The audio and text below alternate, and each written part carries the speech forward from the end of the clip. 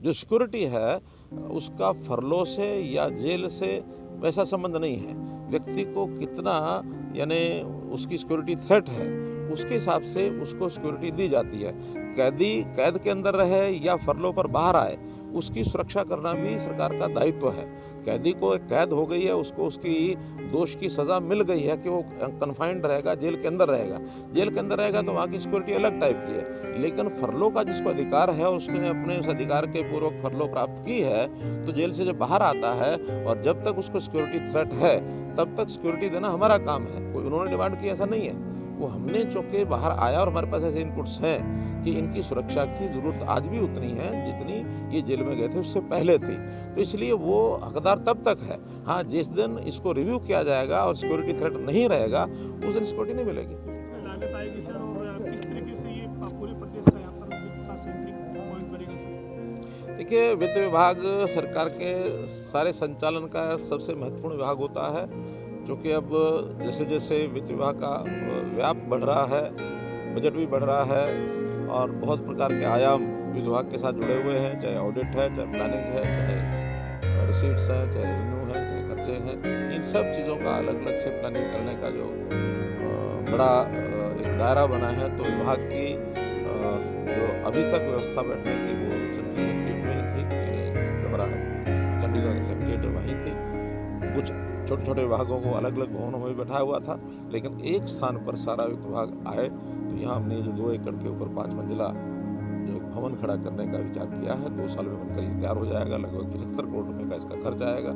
तो इसमें वित्त विभाग एक ही स्थान से सारी चीज़ें कर सकेगा। तो इसलिए हमने पंचकुला में इस भवन को बनाने का निर्णय लिया। आज इसका शिलान्यास हुआ।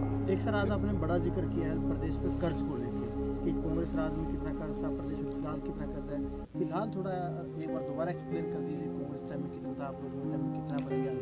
देखिए, कांग्रेस के समय जो बजट उन्होंने पेश किया था उस समय उनका बजट 98,000 करोड़ रुपए था।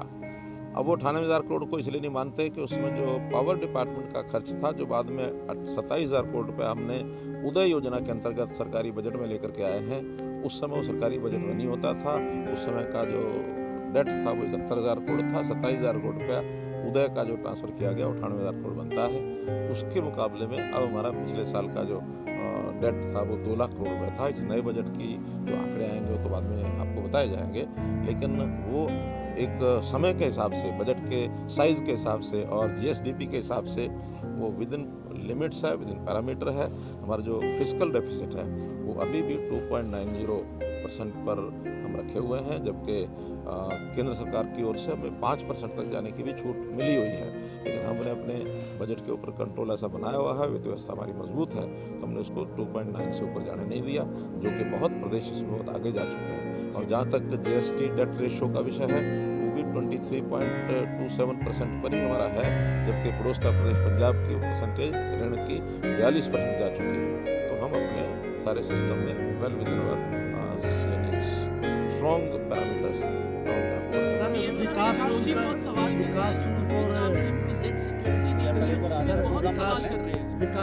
भी एक मुद्दा है। इस विकास शुल्क के अलावा 2 मिसाइल भी एक मुद्दा कांग्रेस ने बना रखा है। इन दोनों पर थोड़ा जब कोई विपक्ष का मुद्दा ना हो तो ऐसे कुछ ना कुछ वो जैसे छाल उतारते हैं पेड़ की, तो ऐसे वो छाल उतारते रहते हैं।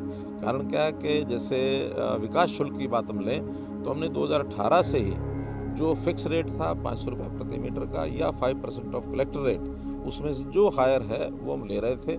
और उसमें भी 5% जो है बहुत से समय रजिस्ट्री कराते समय लोग दे रहे हैं, उसमें कहीं कोई विरोध नहीं था। अब चूँकि जो लिमिट्स हैं, जो एब्सोल्यूट वैल्यू है उसको ख़त्म किया है, रिलेटिव वैल्यू केवल कलेक्टर रेट पर 5% और एक समान रेट सब जगह हो, क्योंकि ये रेट अलग अलग स्थानों पर अलग अलग प्रकार से उसको कैलकुलेट करना कठिन था।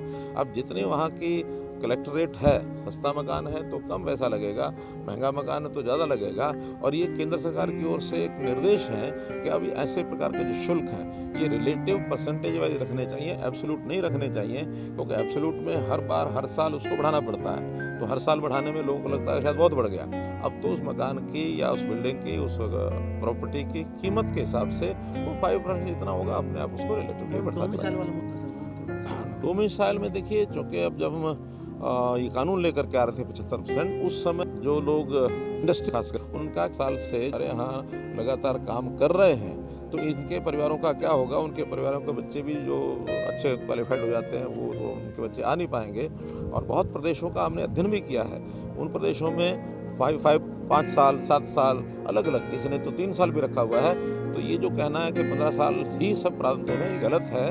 हर प्रांत ने अपने अपने तरीके से डोमिसाइल की एक एज रखी हुई है। तो डोमिसाइल का जो पीरियड है हमने उसको 5 साल किया है कि 5 साल पहले कोई भी आकर के यहाँ बस गया है, उसके पास कोई प्रमाण है, तो वो यहाँ का डोमिसाइल होगा।